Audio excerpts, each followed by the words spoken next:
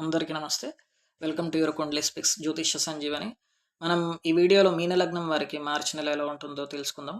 మీనలగ్నం వారికి మొదటి 13 రోజులు వివాహం సంబంధించిన సమయంలో మీకు సంబంధాలు దగ్గర దాకా వచ్చి వెళ్ళిపోవటం ఇలాంటివి ఏమన్నా జరుగుతున్నా కూడా మనకి మార్చి 13 నుంచి 29 వరకు చాలా అనుకూలమైన పీరియడ్. సో ఎందుకంటే ఇటు బుధ శుక్ర రాహువులు అస్తమిస్తున్నారు కాబట్టి అక్కడ వాళ్ళ బలం తగ్గుతుంది. కాకపోతే సూర్యుడు ఒక్కడు మాత్రం మళ్ళీ 13 నుంచి వస్తున్నాడు కాబట్టి అక్కడ కొంచెం మనం జాగ్రత్తలు తీసుకోవాల్సి ఉంటుంది.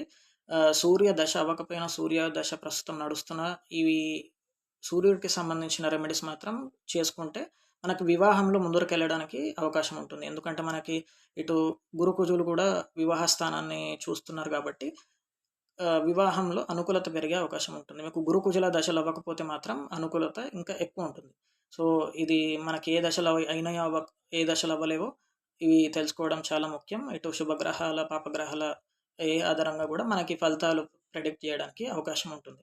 సో ఇది ముఖ్యమైన విషయం. అండ్ 13 తారీఖు వరకు మాత్రం కొంచెం లగ్నంలో పాపగ్రహాలు ఉండటం వల్ల ఇటు బాడీ కొంచెం వీక్ అనిపించడం అండ్ టైంకి స్లీప్ అండ్ ఫుడ్ ఇవి సరిగ్గా జరగకపోవడం అనేటివి ఉంటవి కాబట్టి సో బుధ శుక్ర రాహువులు శనికి సంబంధించిన రెమెడీస్ మాత్రం చేసుకోవాల్సి ఉంటుంది.